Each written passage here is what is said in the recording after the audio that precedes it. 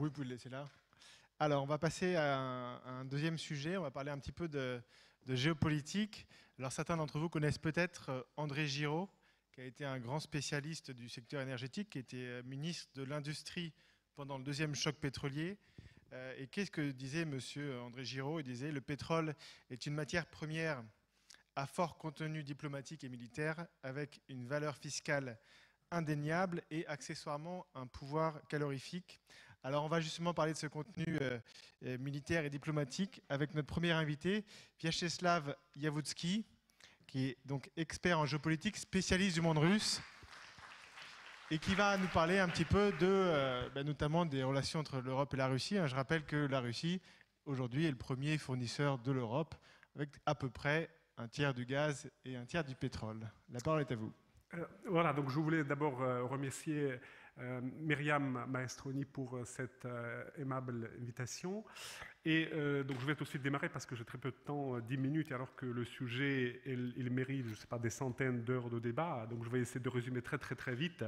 Donc le sujet est très grave et très intéressant également parce que nous sommes au milieu d'un conflit, on peut dire à dimension planétaire, qu'on qualifie de deuxième guerre froide et qui s'inscrit plus ou moins dans cet arc de tension qui traverse aujourd'hui l'Eurasie, à travers, donc grosso modo, l'Europe de l'Est avec l'Ukraine et la Russie qui s'affrontent contre les territoires qui n'ont pas beaucoup de valeur économique malheureusement et qui s'étend vers le sud, vers l'État islamique, où couvre le deuxième foyer dont vont parler plus tard mes collègues. Donc je vais me focaliser tout de suite sur le sujet. Les relations d'abord énergétiques entre ce pôle d'énergie qui est émergé après la fin de l'URSS et qui est dominé plus ou moins par la Russie avec cette dimension géopolitique que l'énergie a obtenue.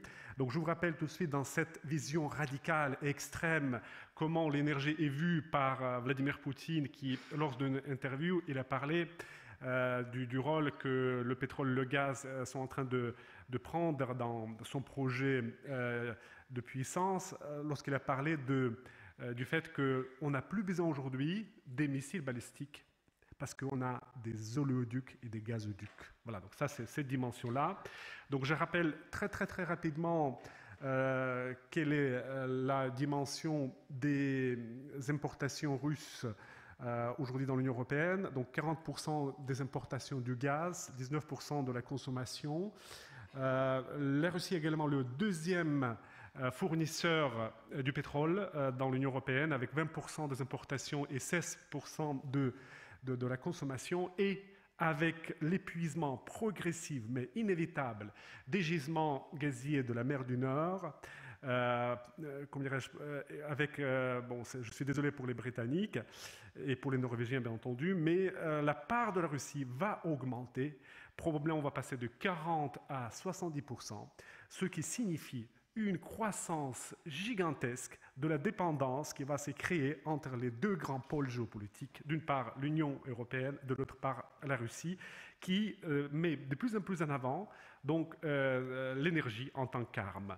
Faut-il l'accepter? Non, parce que l'Union européenne a commencé à résister à ce type de pression géopolitique de la part de la Russie qui est en train de renaître de ses cendres.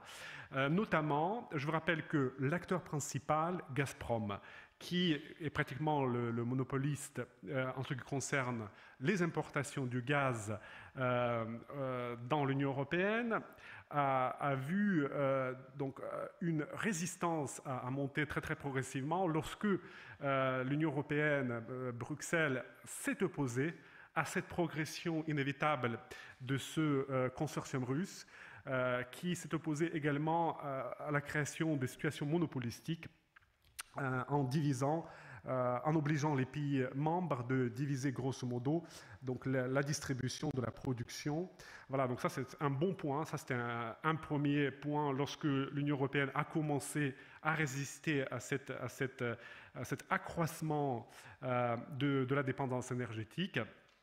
Donc deuxième point, donc je vais reciter tout de suite la situation dans le contexte d'actualité. Donc on sait que là il y a une guerre qui n'est pas encore terminée on va dire d'une manière très très simple, entre l'Ukraine et la Russie pour des territoires que voilà, la Crimée d'une part et le Donbass de l'autre part. On sait aussi que 80% du gaz russe qui est exporté vers l'Union européenne passe par l'Ukraine. Et on va tout de suite parler d'un paradoxe. Donc, malgré le fait qu'il y a eu des combats très très violents, les combats les plus violents sur le territoire européen après la fin de guerre balkanique des années 90, donc normalement ces gazoducs n'ont jamais pratiquement été endommagés. D'accord, alors qu'on a vu 6500 personnes mourir, dont plus de la moitié sont des civils et des enfants. Ça, il ne faut pas l'oublier. Voilà, donc, et nous sommes aujourd'hui dans un contexte, lorsqu'il y a une configuration de relations du pouvoir qui sont créées, et l'Union européenne essaie de réagir. Et donc ça, c'est l'objectif. Je vais essayer de venir jusqu'à la fin à cette conclusion que si la Russie en tant que puissance utilise l'énergie, et plus exactement le gaz, en tant qu'arme énergétique pour dicter donc son pouvoir à certains pays de l'Union européenne, donc l'Union européenne peut aussi résister, et d'une manière intelligente, en créant un contexte favorable à ce qu'on appelle la transition énergétique. Donc, normalement, les relations sont aujourd'hui très très difficiles et compliquées entre l'Union européenne et la Russie, mais aussi, vous avez aussi les États-Unis, bien entendu. Je vous rappelle qu'il y a des sanctions depuis plus d'1 an. Je vous rappelle aussi que les sanctions sont personnelles, qui concernent les personnes qui sont impliquées dans l'annexion illégale et contraire au droit international de la Crimée, mais aussi il y a des sanctions, ce qu'on appelle sectorielles, qui concernent cette fois-ci le conflit armé du Donbass. Et normalement, ces sanctions sectorielles visent certaines compagnies, certaines sociétés assez importantes russes, précisément dans le domaine de l'énergie. C'est-à-dire, dans ce conflit-là, l'énergie est utilisée par les deux camps, à la fois par l'Union européenne, mais aussi par la Fédération de Russie.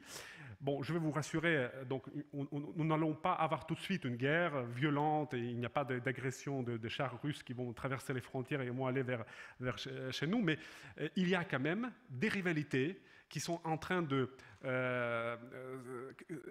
apparaître, émerger entre les deux blocs. Il s'agit des rivalités existentielles, avec deux projets idéologiques complètement différents qui s'opposent. Et normalement, en fait, la dimension énergétique va jouer un rôle ici, bien entendu. Donc, la Fédération de Russie essaie de contourner aujourd'hui l'Ukraine. Donc, je vous rappelle que tout de suite après le début du conflit armé, donc un gazoduc alternatif sous-marin qui devait traverser la mer Noire, qu'on appelle South Stream, il a été abandonné par la Bulgarie.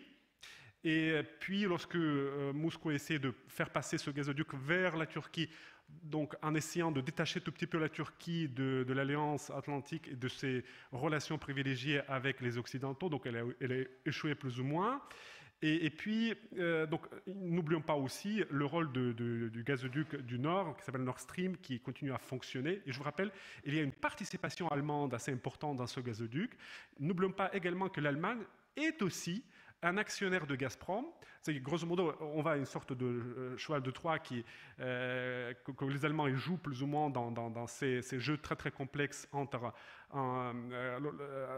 d'une part en poussant l'Union européenne vers les sanctions et en même temps bénéficiant de la situation monopolistique de Gazprom. Donc ça, c'est une réflexion. Et donc normalement, je vous rappelle que les réponses vers la transition géopolitique, énergétique ont été toujours prises dans des contextes très difficiles. Donc le premier choc pétrolier, le deuxième choc pétrolier, nous ne sommes pas aujourd'hui dans le même contexte, on n'est pas dans un choc pétrolier, mais je vous dirais, on est dans un choc entre guillemets gazier, à cause de ces conflits qui sont en train d'émerger dans cet espace post-soviétique. Et la meilleure solution pour l'Union européenne, là j'essaie de faire quelques recommandations à nos décideurs politiques, serait précisément de s'engager dans la transition énergétique.